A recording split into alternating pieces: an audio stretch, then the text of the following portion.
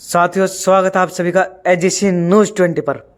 तो साथियों, आज हम मौजूद है गुरुग्राम के जोनल होम में, जहां पर गुरुग्राम के एडीसी साहब श्री हितेश कुमार मीणा जी पहुंचे हैं, जिन्होंने आज अनेकों सर्विसों का प्रचार किया।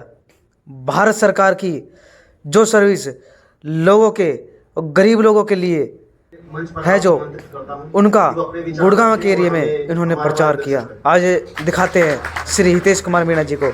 देखते रहे एजेसी न्यूज़ 20 को। यहाँ पर आए हुए सभी अधिकारीगण, जनप्रतिनिधि एवं सम्मानित श्रोतागणों, आप सबको मेरा नमस्कार। भारत सरकार और हरियाणा सरकार की बहुत सारी स्कीम्स ग्राउंड पे संचालित हैं और बनाई गई हैं, बट ऐसा कहा जाता है कि किसी भी स्कीम का अच्छा है या बुरा है वो उसके इम्प्लीमेंटेशन पर डिपेंड करता है।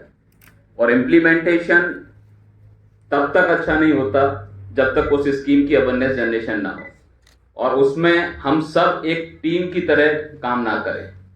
तो उसी श्रृंखला में ये आज का प्रोग्राम एक अवेयरनेस जनरेशन के लिए और पूरा प्रोसीजर एक्सप्लेन करने के लिए, कहाँ कहाँ उसमें कमियां चल रही हैं उन पर वर्कआउट करने के लिए आज ये सेशन रखा गया है। डीएफओ साहब ने सारी डिटेल्स बता ही दी हैं। रजिस्ट्रेशन का प्रोसेस क्या रहेगा, उसमें कौन एलिजिबल होगा, स्कीम में क्या क्या बेनिफिट्स रहेंगे, उसमें आगे वेरिफिकेशन के प्रोसेस क्या रहेंगे। तो मैं उम्मीद करता हूं कि आप लोग ज़्यादा से ज़्यादा इस स्कीम का अवेयरनेस ग्राउंड लेवल पर करेंगे और जिसकी जो जिम्मेदारी बनती है उनको अच्छे से निभाएंगे।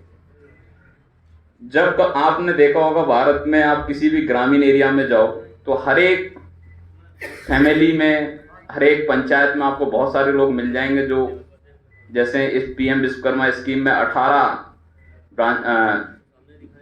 जॉब अपॉर्चुनिटीज या कैटेगरीज को इन्वॉल्व किया हुआ है। तो वो आपको हर एक पंचायत लेवल पे बहुत सारे लोग इस तरीके के डिफरेंट अपने एरिया ऑफ इंटरेस्ट, उनकी फैमिली लीनिएज में जो जॉब चल रहा है उस हिसाब से उसको कैरी ऑन करते हैं। लेकिन आपको उसमें एक नोटिस किया होगा कि बड़ा बिजनेस बहुत जल्दी ग्रो कर जाता है और छोटा बिजनेस को बड़ा समय लगता है। उसका सबसे बड़ा रीजन है कि उसको मेन स्ट्रीम में लाने के लिए जो मदद चाहिए होती है, चाहे भले वो फाइनेंशियल सपोर्ट हो गया या ट्रेनिंग हो गई या उसके प्रोडक्ट की गुणवत्ता का एक सर्टिफिकेशन हो गया या उसके प्रोडक्ट की मार्केटिंग हो गई, वो प्लेटफॉर्म इजीली अवेलेबल हो नहीं पाते हैं।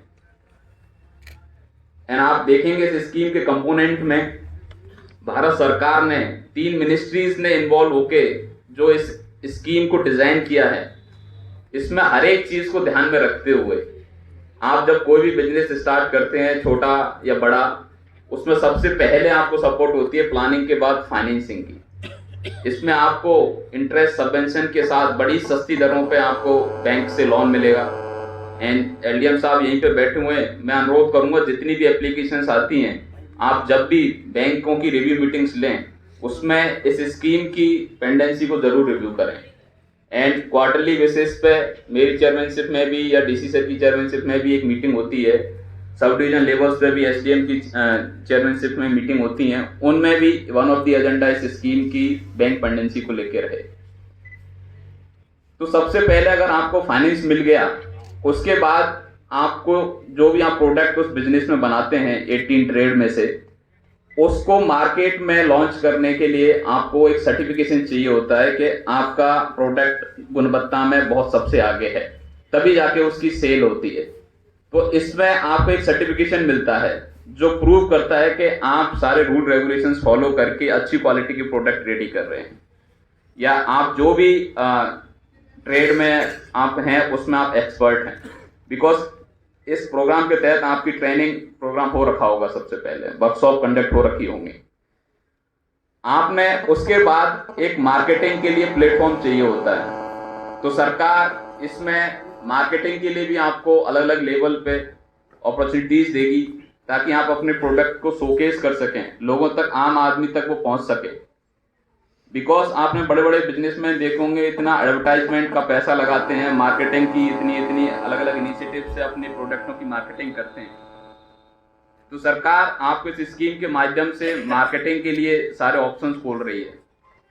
आपको टूल किट, किसी भी बिजनेस को स्टार्ट करने के लिए उसका इक्विपमेंट, उसकी मशीनरी बहुत ज़रूरी है, तो इसमें आपको टूल किट भी अवेलेबल होगी। तो मुझे नहीं लगता कि अगर कोई भी बेनिफिशियरी इस स्कीम का बेनिफिट उठाएगा उसके बाद उसकी प्रोग्रेस और ग्रोथ लाजमी है, एंड उसमें ज़रूरत होती है तो बस थोड़ी मेहनत की। और आप देखेंगे कभी भी जो MSMEs हैं या फिर छोटे स्केल के जॉब करने वाले लोग हैं, मेहनत में सबसे आगे होते हैं, और इसीलिए विश्वकर्मा भगवान को हमेशा अग्रणी रखा जाता है। भारत सरकार, हरियाणा सरकार का जो 2047 तक देश को विकसित करने का एक सपना है, अगर मैं उसमें विकसित की आपको डेफिनेशन की बात करूं तो उसमें GDP, per capita income, quality of life, इन सबको इम्प्रूवमेंट करना होता है। अगर मैं हरियाणा की बात करूं, अभी आज की डेट पे रफली $3000 के आसपास हमारी पर कैपिटा इनकम है, और विकसित भारत का टैग लेने के लिए, विकसित भारत बनाने के लिए हमें $30,000 पर कैपिटा इनकम करना है। तो हर एक व्यक्ति की पर कैपिटा इनकम हमें 2047 तक 10 गुना बढ़ानी है, और वो तब तक पॉसिबल नहीं है जब तक MSMEs और जो छोटे बिजनेसेस हैं उनको हम मेन स्ट्रीम में ना लाकर उनको बढ़ावा, उनको प्रमोट ना करें। तो ये एक ऐसी स्कीम है जो आपको देश की GDP में एक बड़े स्केल पर कंट्रीब्यूट करने का मौका दे रही है। तो इसमें सबसे पहले जो जिम्मेदारी DFO साहब ने गुड़गांव जिले की जो करंट स्टेटस बताई कि अराउंड 1500 के आसपास अभी रजिस्ट्रेशन हुए हैं, और रूरल एरिया में थोड़े से और भी कम हैं। मैं DDPO मैडम यहीं पे हैं, मैं रिक्वेस्ट करूंगा कि BDPOs की रिव्यू मीटिंग करें और हर एक BDPO को डायरेक्शन दें कि उसके ब्लॉक के सरपंचों का वह एक मीटिंग बुलाएं, बिकॉज जो पंचायत के जनप्रतिनिधि हैं सरपंच, वो इनके फर्स्ट वेरिफिकेशन में बहुत बड़ा रोल प्ले करते हैं। उनके यहाँ से उनका वेरिफिकेशन होगा, तो सबसे पहले तो CSC की एक जिम्मेदारी बनती है कि ज़्यादा से ज़्यादा रजिस्ट्रेशन करें।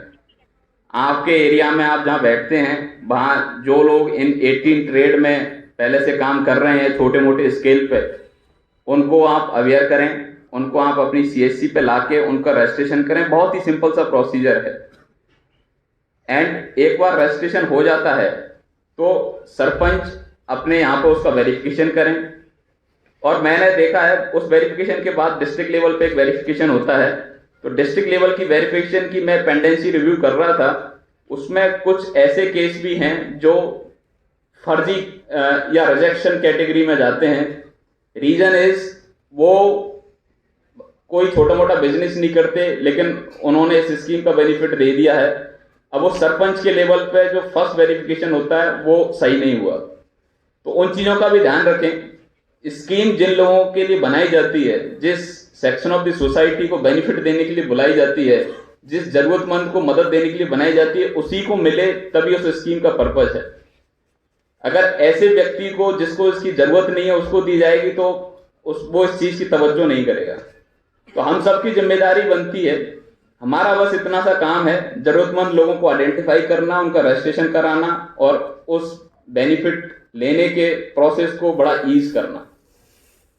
तो मैं जैसे कह रहा था कि BDPOs सारे सरपंचों की एक रिव्यू मीटिंग ले लें एंड अपने अपने ब्लॉक लेवल की पेंडेंसी को रिव्यू कर लें, बिकॉज अर्बन लोकल बॉडीज में मैं जब लास्ट वीक में रिव्यू किया था तो काफ़ी रिलेटिवली बेटर परफॉर्मेंस थी बजाय रूरल एरिया के।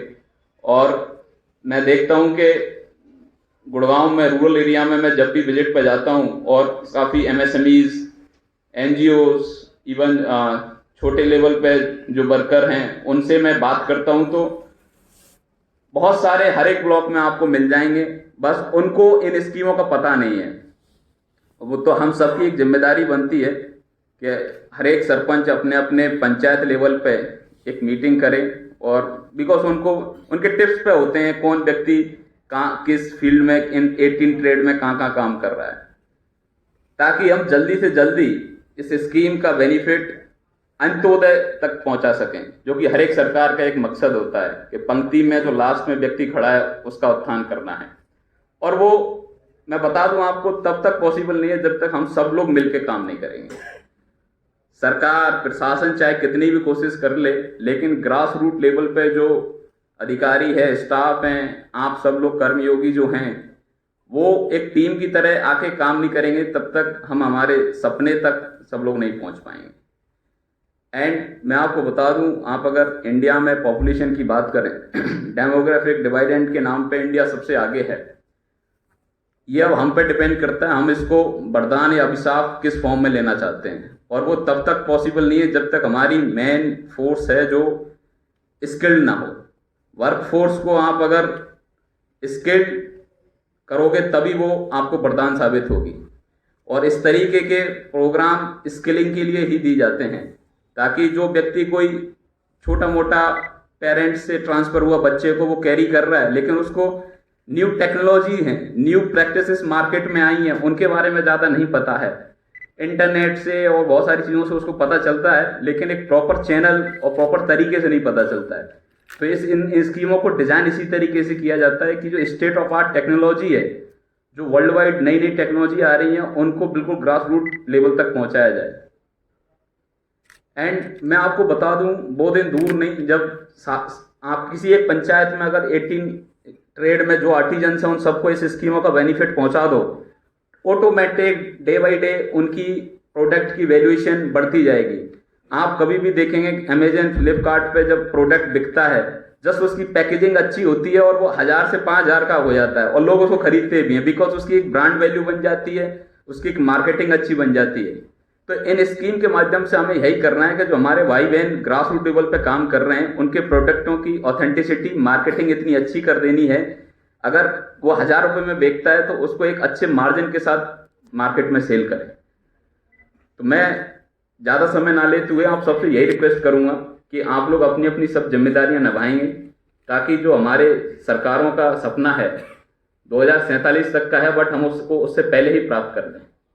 तो थैंक यू सो मच। जय हिंद, जय भारत। धन्यवाद सर, आपने जो हमारा मार्गदर्शन किया। माफी चाहूंगा, मैं मेरी एक मीटिंग है 12:30 पे, थोड़ा सा लोग वेट कर रहे हैं, I have to go. And CFO साहब, जॉइंट डायरेक्टर साहब, सब कंटिन्यू करेंगे। एंड मैं दोबारा जब रिव्यू मीटिंग होगी तो जो सरपंचों की ब्लॉक लेवल की मीटिंग होगी उनमें सीएससी, सरपंच, जनप्रतिनिधि सबके साथ दोबारा बैठूंगा। तो थैंक यू सो मच। जय हिंद, जय भारत।